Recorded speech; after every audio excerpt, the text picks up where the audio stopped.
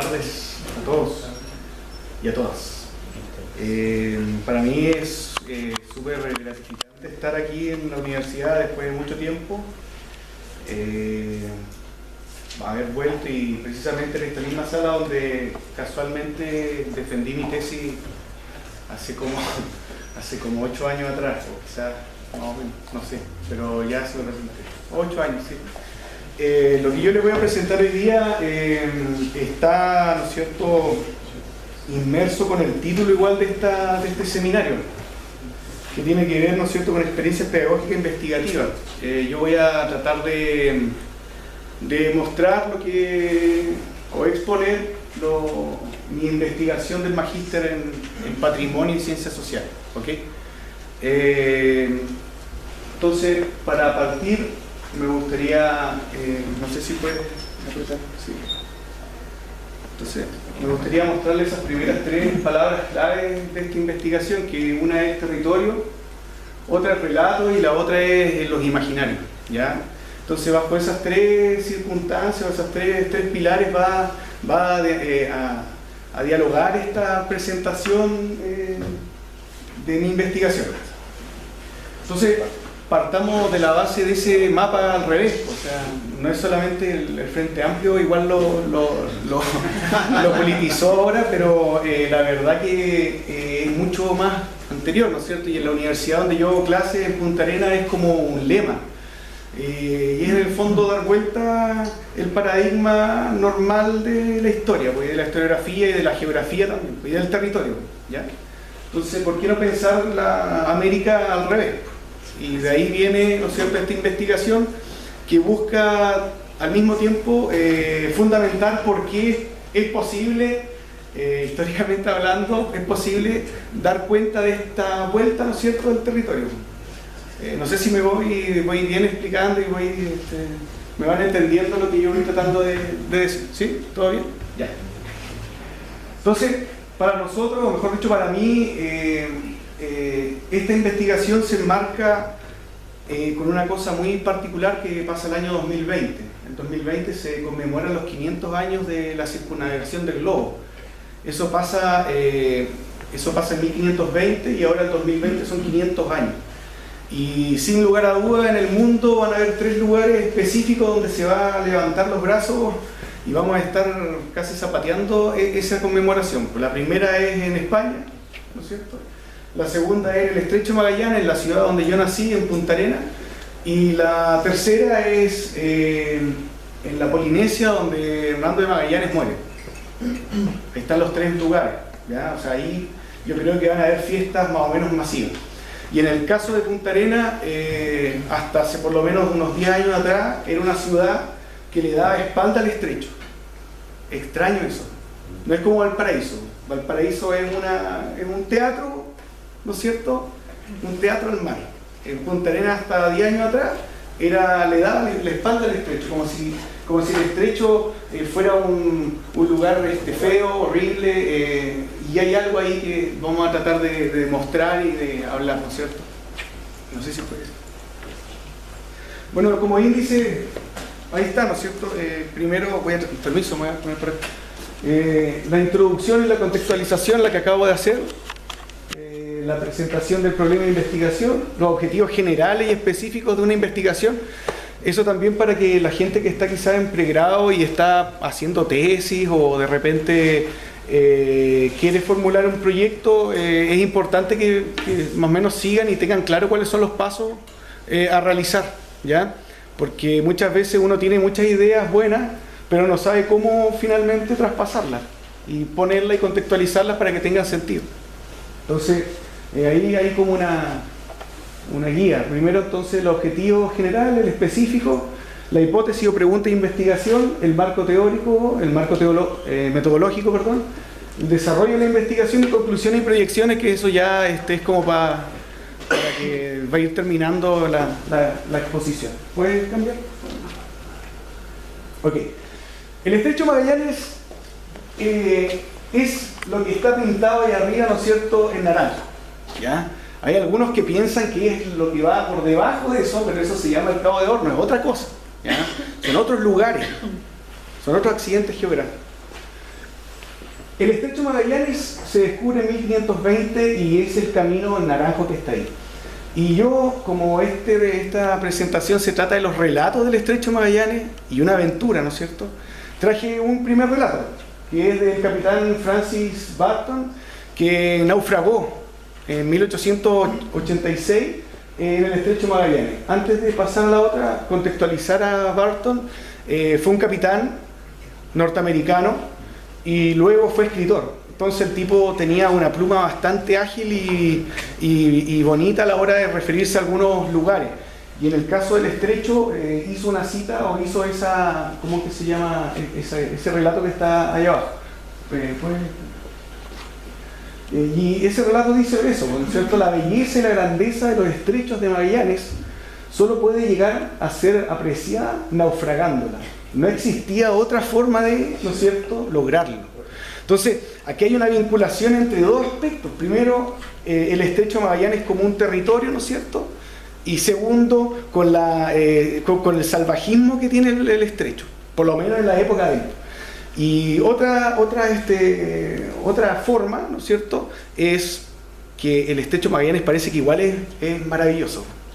O sea, para vivirlo, para estar, ¿no es cierto?, en él, una es naufragándolo, perdiéndose, o la otra es simplemente admirándolo, o la última, ¿no es cierto?, es sufriéndolo, ¿ya? Y por lo menos en el siglo XIX el sufrimiento fue como, ¿cómo poder decir?, como el marco en que se dan todos estos relatos. Gracias.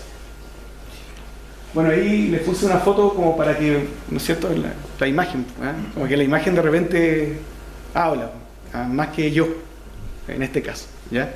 Es un atardecer de Punta Arenas, para los que no lo conozcan. Ese es el estrecho Magallanes, el barco que está ahí en Longstayle.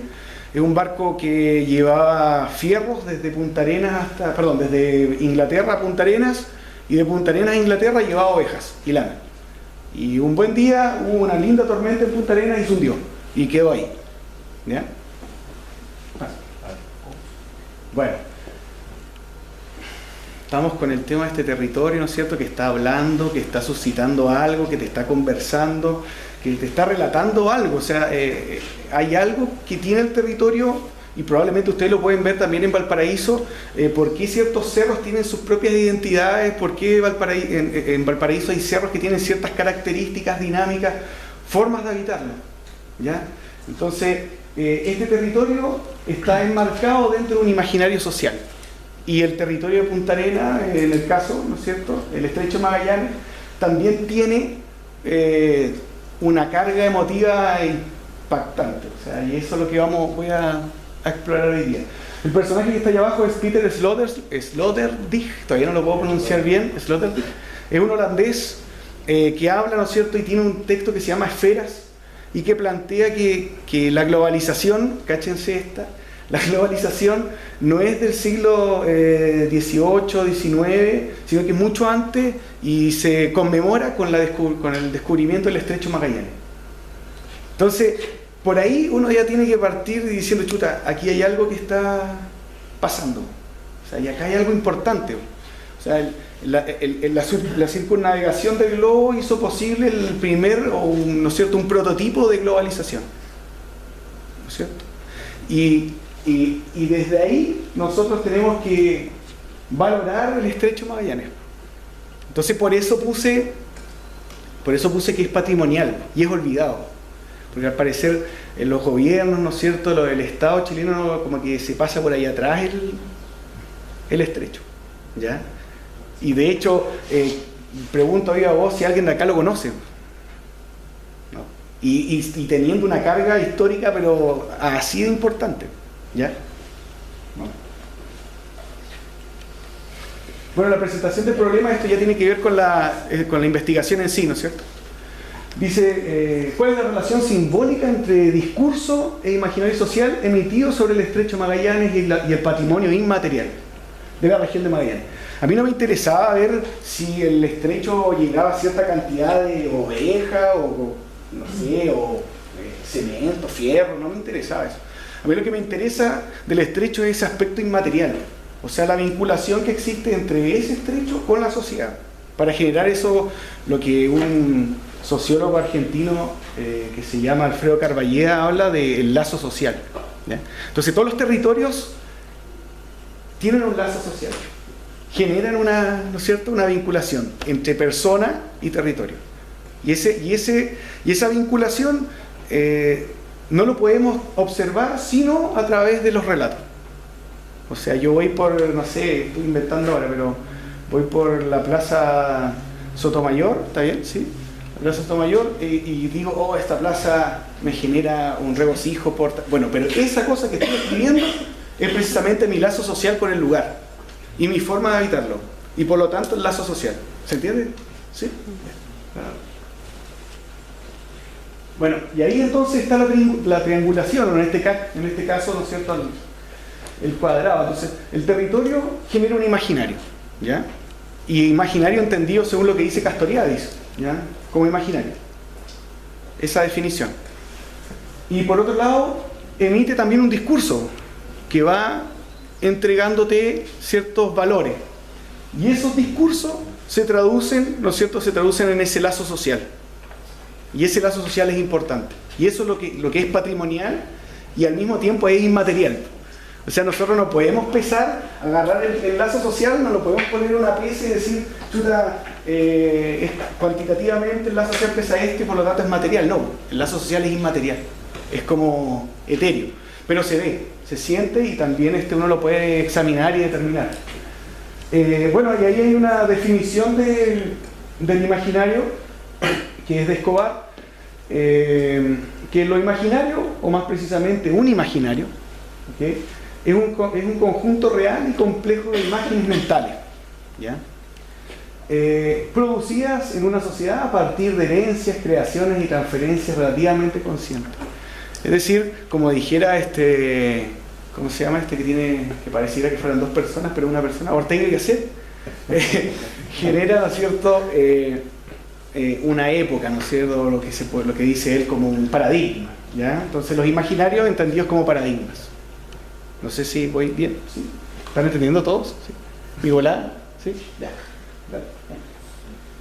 Entonces, el patrimonio hay que dividirlo en estos dos conceptos, el material e inmaterial, ¿ya? Ahí está la definición del material y el inmaterial. Vuelvo a ser majadero, esa es la parte que a mí me interesa, la parte inmaterial, porque el lazo social no se puede pesar, ni medir, ni establecer de ninguna manera. El objetivo general, entonces, interpretar, esto es ya más bien de la investigación, o sea, los aspectos más formales de la investigación. Entonces, mi primer objetivo y el más importante es interpretar distintos relatos que se han enarbolado sobre el Estrecho Magallanes, para poner en valor el carácter patrimonial de este territorio. Ese es ¿no es cierto?, el objetivo general de la investigación. Los específicos son tres, o fueron tres, porque ya a esta altura ya fueron. El primero, explicar el imaginario, ¿no es cierto?, de Benjamin Franklin Burnett. Ahí voy a explicar por qué elegí ese caso. Interpretar los relatos de Benjamin Franklin Burnett y analizar los distintos momentos dentro del metarrelato de Benjamin Franklin Burnett, ¿ya? Benjamin Franklin Burnett es un navegante norteamericano que quería llegar a California en 1849. Entonces, en ese periodo no podía desde Nueva York pasar a California, porque entre medio estaban los indios Sioux y todos estos pueblos originarios americanos. Entonces, por lo tanto, era muy peligroso hacer el camino así por el territorio americano. Entonces, lo más seguro era subirse a un barco y dar la vuelta por el Estrecho Magallanes, ¿ya? En ese tiempo todavía no estaba el Canal de Panamá, eso en 1914. Entonces, se daba la vuelta. Y el personaje, Benjamin Franklin Burnett, se baja una mañana del barco para buscar provisiones, madera y cosas así, y cae cautivo, preso, por un grupo de Aonikenk, que son ¿no es cierto?, que es la etnia de la Patagonia austral, ¿ya? El Aonikenk, para que los que no sepan, es un indígena de La Pampa, sur Argentina y también de Chile. Llegaba hasta más o menos el Estrecho de Magallanes, hasta esa era su frontera, esa es otra investigación interesante porque el estrecho también es una frontera. Porque ahí está la frontera entre el Ahonikenk y el Selknam que está al frente. Y también al mismo tiempo es una frontera entre los Cahuéscar que, ¿no es cierto?, deambulaban por el estrecho y los Yaganes. Entonces ahí, bueno, se me ocurrió ahora, pero hay otra figuración del estrecho. ¿Ya?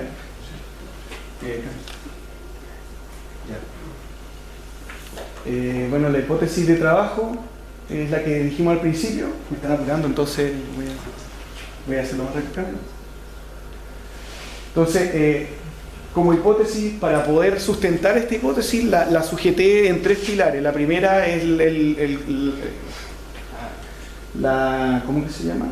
La definición de imaginario de Cornelius Castoriadis, que es esa. No la voy a leer porque el jefe está diciendo que me apure. Es esa. Pero en el fondo es que la imaginación, o mejor dicho, lo imaginario, establece realidades radicales. ¿Ya? Establece cosas, símbolos, simbologías que al parecer son reales y ninguna sociedad lo duda. Podría dar un caso ahora en Estados Unidos, el año 60, un radioaficionado dijo, van a invadir los extraterrestres. Y toda la gente se lo creyó en Estados Unidos y salió con armas a defender, ¿no es cierto?, la ciudad. Entonces esa movilización de la defensa de la ciudad es a partir de un imaginario que se cree por real. Entonces ese es el contexto. Por otro lado, el patrimonio inmaterial de la UNESCO, yo le pondría otro, le agregaría otro que es del profe Pablo Aravena, que trabajó acá, que también ha tocado el tema del patrimonio. En el fondo es pensar, bueno, al parecer todo es patrimonial, pues, y todo se puede patrimonializar. Y finalmente cuando uno patrimonializa, como que inmoviliza. Entonces la idea es tratar de que en este contexto de patrimonialización no se inmovilice el contenido, o no se inmovilice el conocimiento, ni las experiencias. Por eso desde mi punto de vista es mejor siempre hablar de este patrimonio inmaterial, porque es finalmente el lazo que va uniendo a la sociedad. ¿Ya? Y por último, Agenor, ¿no es cierto?, con el discurso social, para darle sustento teórico al análisis del relato. Ese es el libro. Y yo lo analicé, este texto, Cautivo en la Patagonia, Benjamin Franklin Burnett, un diario de ruta, un diario de viaje, y yo lo analicé desde el punto de vista semiótico, o sea, ocupé la semiología de Greimas para poder analizar el relato. Y la semiología de Greimas es súper ajeno a la historia, es de la lingüística, pero te entrega lecturas súper estimulantes.